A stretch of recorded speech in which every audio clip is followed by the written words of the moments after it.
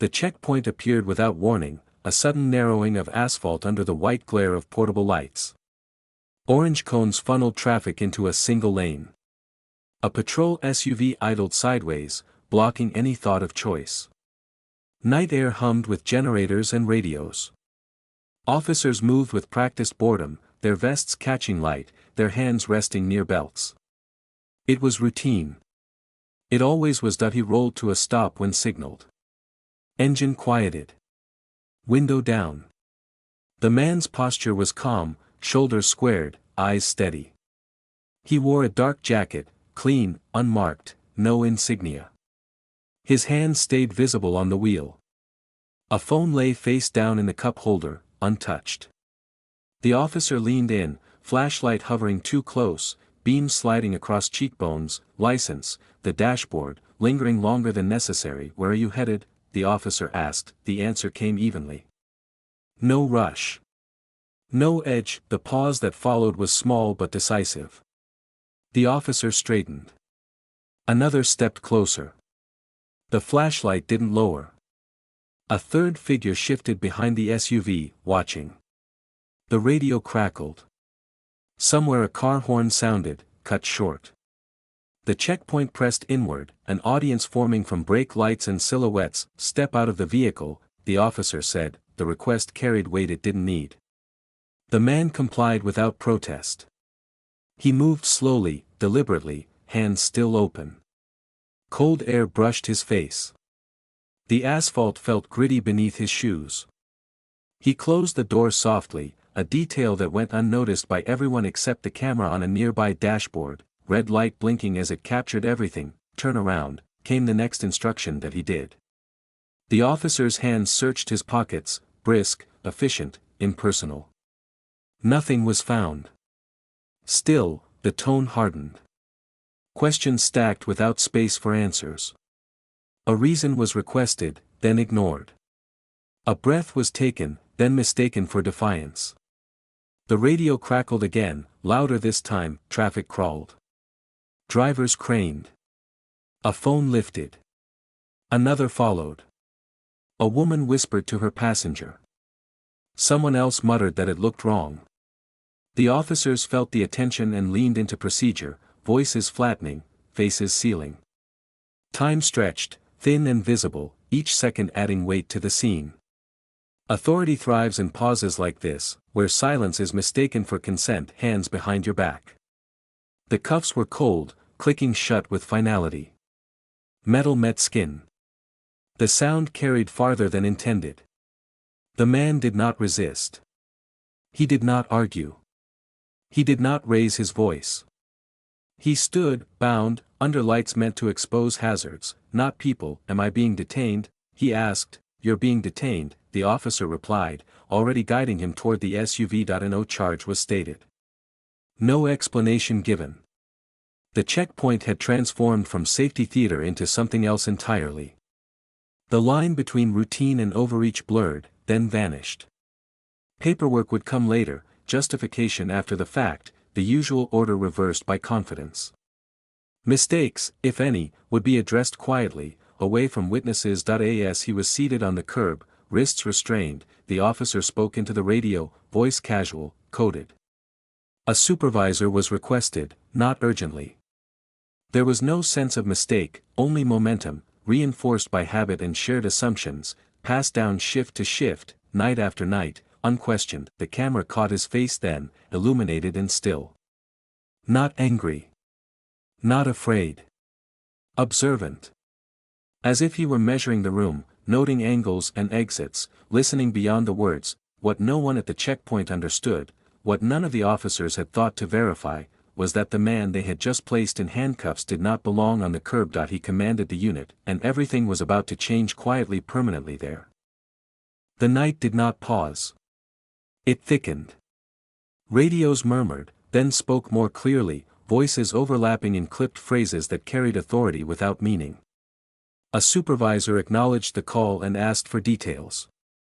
The reply came vague, practiced, shaped to justify what had already happened. Suspicion.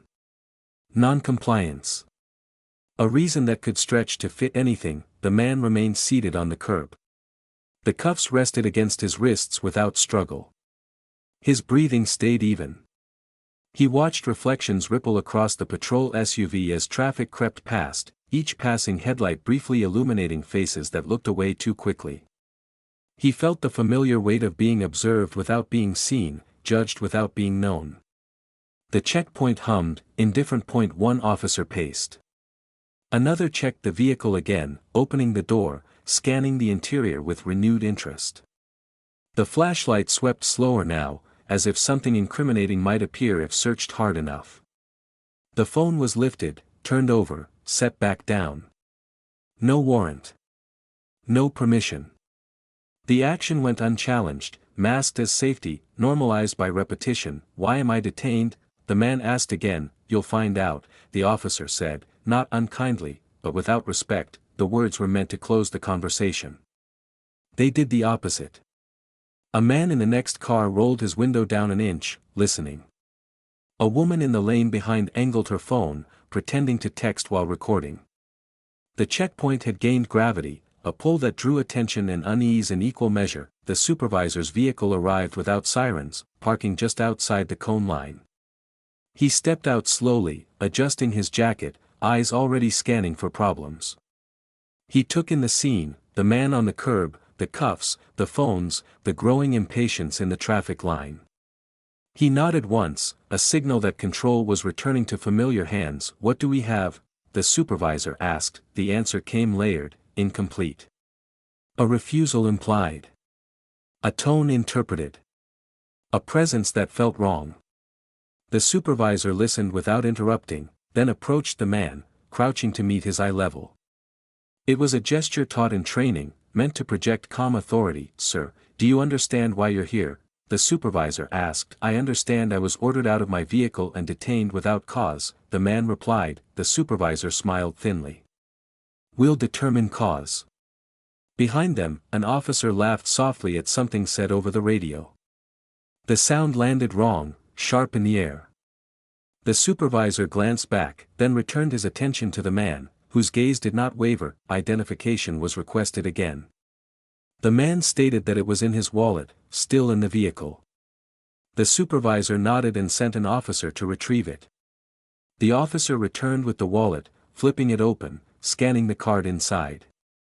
The name registered without recognition. Titles were not printed. Authority rarely announces itself. The supervisor asked questions designed to provoke. Where he was coming from. Where he was going. Why he had chosen that route. The man answered plainly, refusing to fill silence with apology or fear. Each measured response disrupted the expected rhythm. Compliance without submission unsettles those who rely on both. A decision was made to transport him for further questioning. It was framed as procedure, spoken aloud to legitimize it. The cuffs were checked. The patrol car door opened. The man stood when told, steady on his feet, head high. Cameras followed the movement. The moment stretched, fragile. As he was guided toward the back seat, the man spoke quietly. "Before you do this, you may want to verify my credentials." The supervisor paused. Just long enough to register annoyance. "We'll verify everything downtown," he said, closing the door. The patrol car pulled away, merging into traffic, cones parting and then returning to place. The checkpoint resumed its rhythm, but something had shifted. Officers spoke less. Drivers moved through faster, eyes forward. The scene had been contained, but not erased. Inside the moving vehicle, the man watched the city slide past, lights blurring into patterns he knew well. He thought of policies written to prevent exactly this moment, of trainings delivered with earnest conviction, of memos ignored. He did not feel anger. He felt resolve. At the station, the car slowed, then stopped. Doors opened. The man was escorted inside, through corridors lit too brightly, past desks where conversations faltered at the sight of him. The cuffs were removed only to be replaced with a bench and waiting. Paperwork began without urgency. Names were written. Times logged. A reason selected from a drop-down menu that could justify anything. Outside the room, a call was placed, then another. The supervisor frowned at a screen, scrolling back, checking a database he should have checked earlier. The first crack appeared not as alarm, but as silence. A question unanswered. A title recognized too late. The supervisor stood, straightened his jacket, and left the room without a word. The man waited, patient, as the machinery of authority turned against itself, slowly, inevitably. The room they left him in was designed to erase time. No windows. A clock mounted too high to read without effort. The bench bolted to the floor, angled just enough to be uncomfortable. The door closed with a soft click that sounded polite and final at the same time. Authority liked doors like this. Doors that didn't slam. Doors that suggested order while removing options. Outside, the supervisor stood at a terminal longer than necessary, scrolling, re-scrolling, cross-checking fields he had ignored at the checkpoint.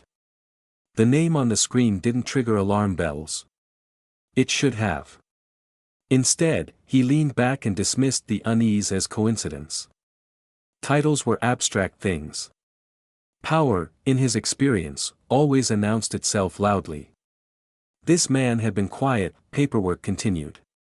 An incident report took shape, each line smoothing over rough edges. Suspicious behavior. Refused to cooperate. Language flexible enough to stretch across the truth without breaking. An officer asked whether probable cause should be added. The supervisor nodded, distracted. It could be justified later.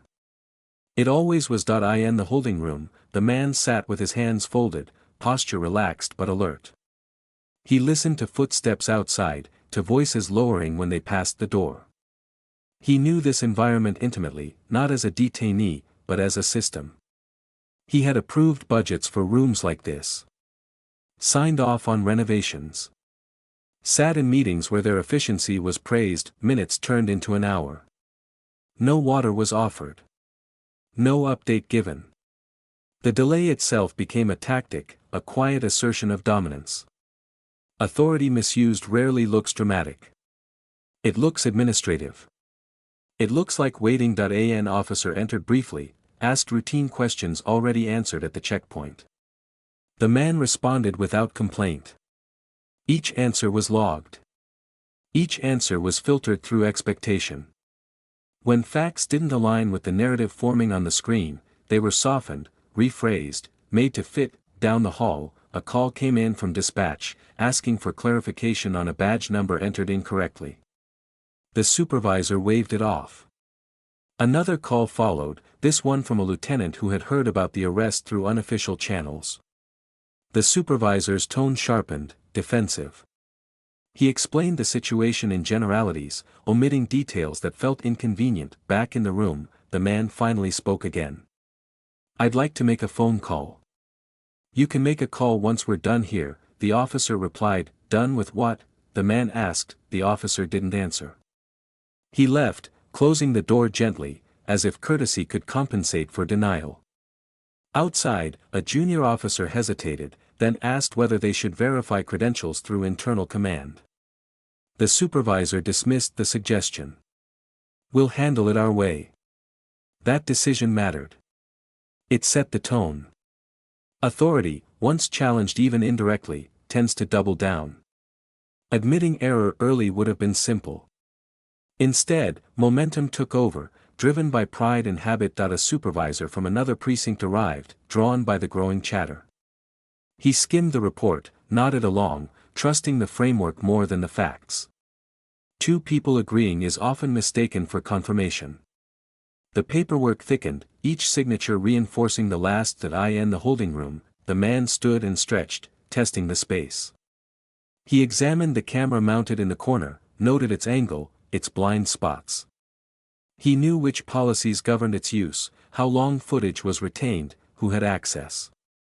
He also knew the value of patience. Systems reveal themselves when allowed to operate unchecked. An officer returned with a clipboard, asked the man to sign a statement. The man read it carefully, then declined. That's not accurate, he said calmly. The officer bristled. It's standard. So are corrections, the man replied. The officer left again, irritation visible now. Outside, voices rose slightly. The supervisor felt control slipping, not because of resistance, but because of the man's refusal to play the expected role. There was no pleading. No anger. Just quiet insistence on process. Another delay followed. Time was weaponized. The misuse of authority reached its most subtle form, neglect. By doing nothing, they did harm. By waiting, they hoped compliance would arrive on its own. Instead, a phone rang on the supervisor's desk. He glanced at the caller ID and froze. He answered too quickly, voice changing mid-word. The conversation was short. His posture shifted. When he hung up, the room felt smaller. He looked down the hall toward the holding room. At the door he had closed so confidently. For the first time that night, authority hesitated. The supervisor did not announce the change. He stood, adjusted his jacket again, and walked down the hall with a restraint that felt rehearsed. Each step carried calculation. The door to the holding room opened, and the tone shifted without a word being spoken. Sir, the supervisor said, carefully neutral. There's been a question raised. The man looked up from the bench. He did not stand. He did not smile.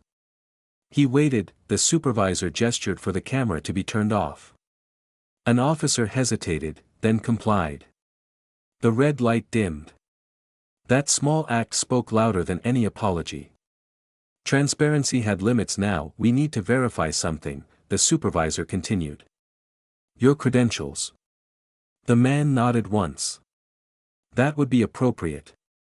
The supervisor stepped aside and made the call himself this time, voice low, deferential in a way it had not been an hour earlier. Names were exchanged. A title was spoken quietly, then repeated, slower, as if repetition might soften its impact. The supervisor's face drained of color. He glanced back through the glass at the man, now seeing him clearly for the first time. The door opened again.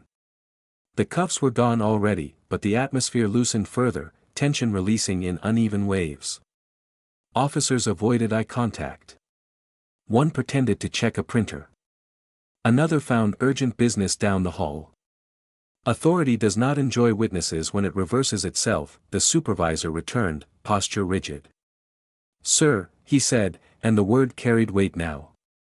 We've confirmed your position. The man stood. Not abruptly. Not triumphantly. He rose with the same calm he had carried since the checkpoint, a steadiness that made the room feel smaller, quieter. I expect you have, he replied. Silence followed. It stretched, then broke as the supervisor spoke again, this time choosing words carefully. There appears to have been a misunderstanding. A misunderstanding, the man repeated. Not a question. Yes, the supervisor said.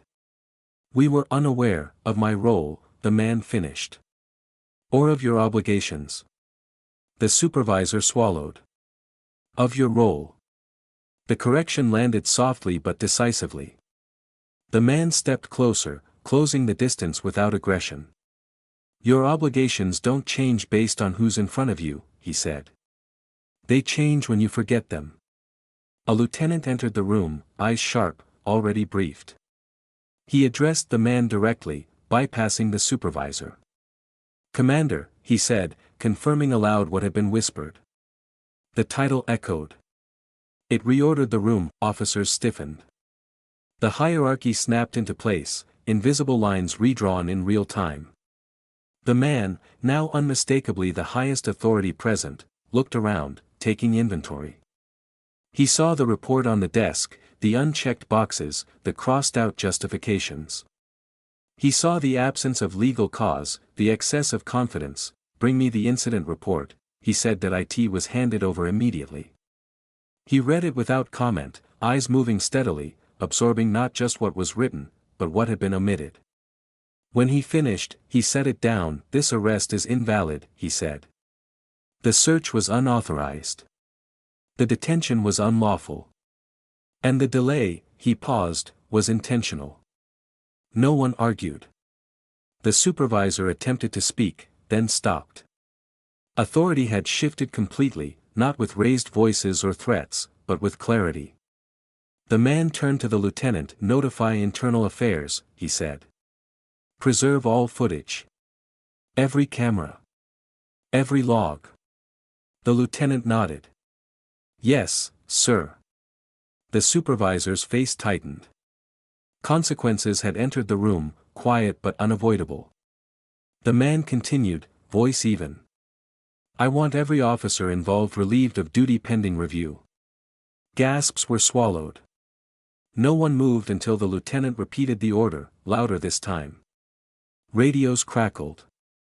Commands relayed.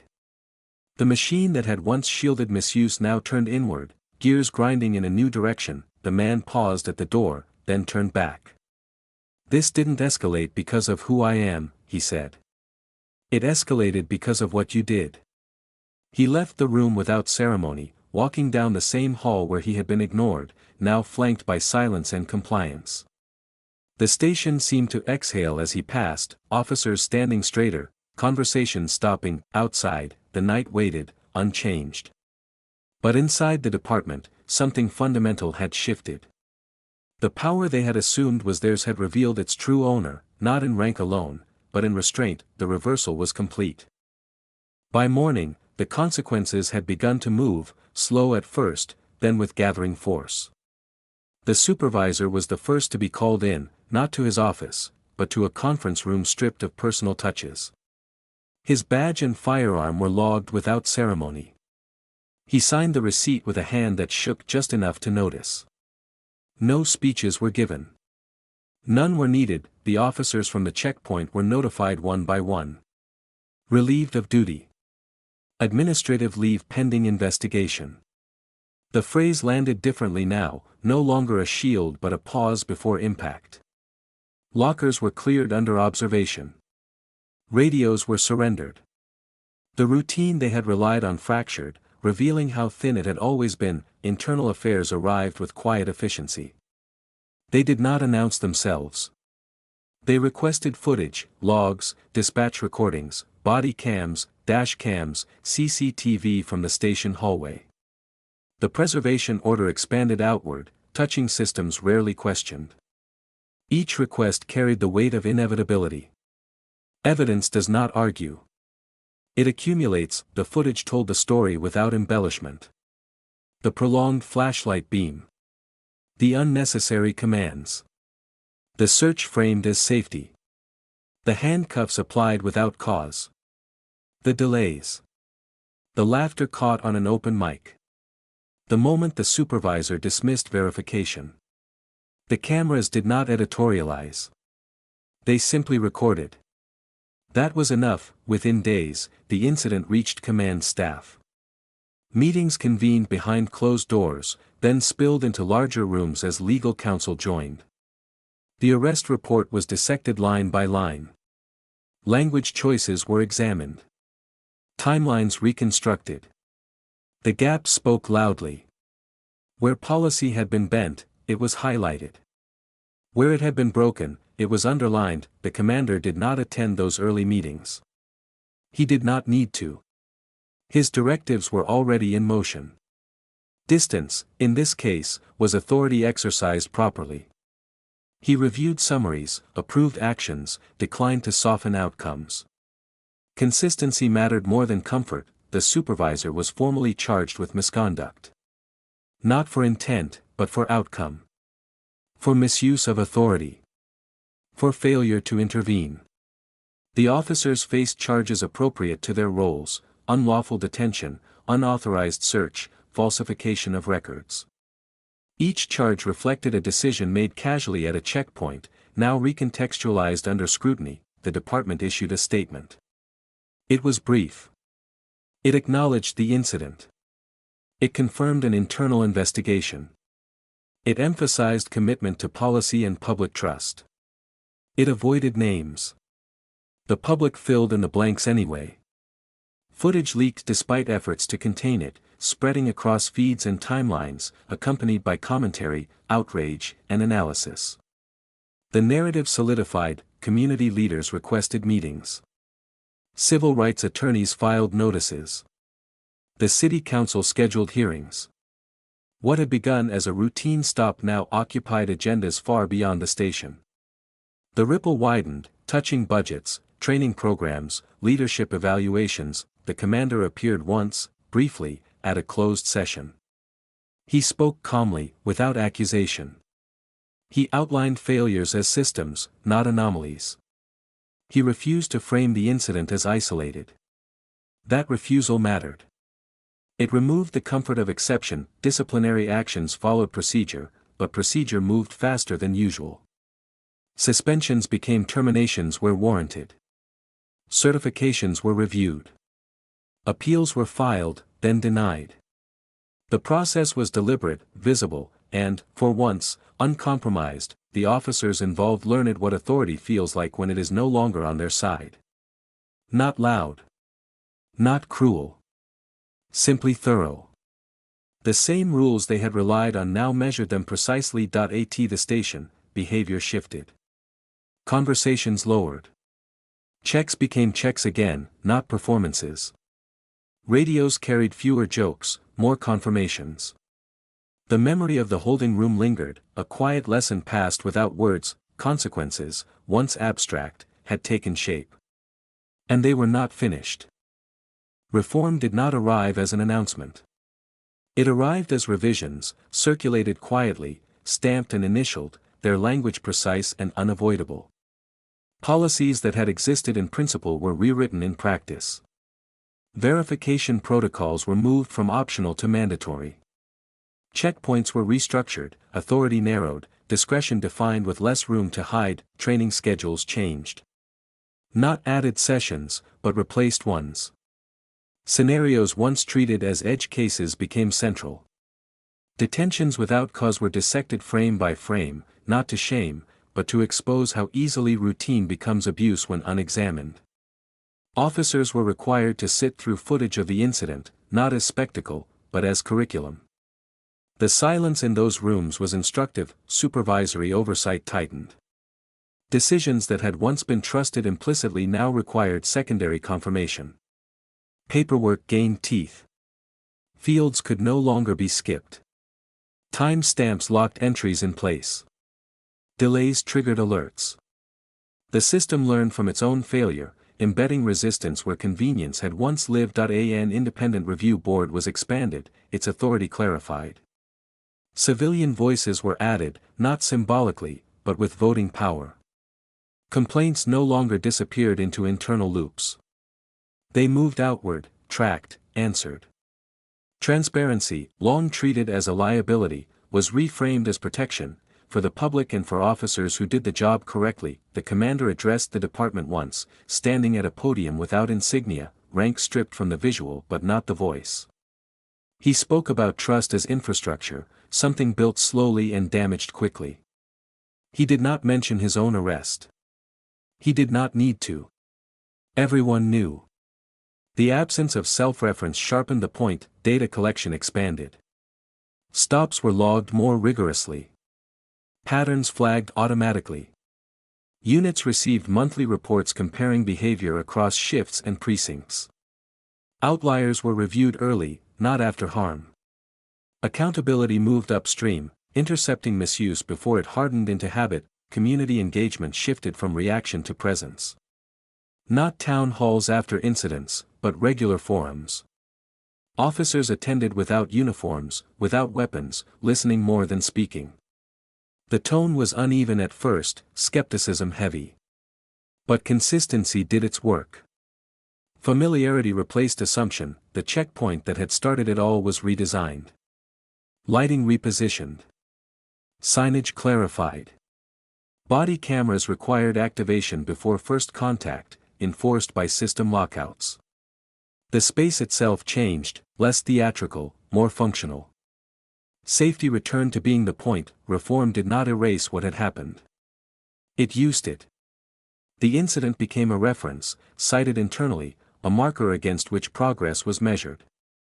Not as a warning whispered, but as a standard documented. The department did not claim transformation. It documented improvement. Slowly. Publicly. With metrics instead of promises, authority, redefined, settled into something sturdier. The night eventually returned to ordinary traffic and ordinary stops, but the memory of that checkpoint lingered in quieter ways. It lived in pauses before commands, in questions asked instead of assumed, in hands that hesitated where they once acted automatically. It lived in reports written more carefully, in supervisors who checked before deciding, in officers who understood that authority was not a license but a responsibility renewed every time it was used. The commander never spoke publicly about the arrest. He didn't need to. His role was not to center the story on himself, but to ensure it could not repeat itself unnoticed. In private moments, he reflected on how easily systems drift when comfort replaces vigilance, how quickly power forgets the reason it exists. The lesson was not personal. It was institutional. For the community, the footage became a reference point. Not a viral outrage to be consumed and forgotten, but a marker of what accountability could look like when it was allowed to run its full course. There was no dramatic apology, no single speech that healed distrust.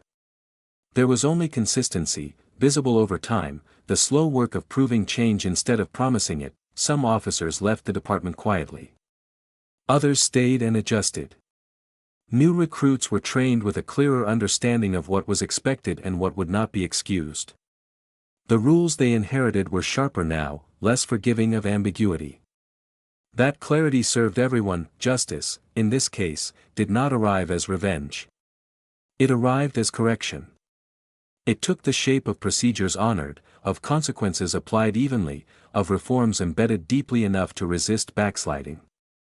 It was not loud. It was durable. The checkpoint no longer drew stares. Cones were still placed. Lights still flashed. But the atmosphere was different, stripped of unnecessary tension. Drivers passed through with fewer delays, fewer questions, fewer assumptions weighing the air.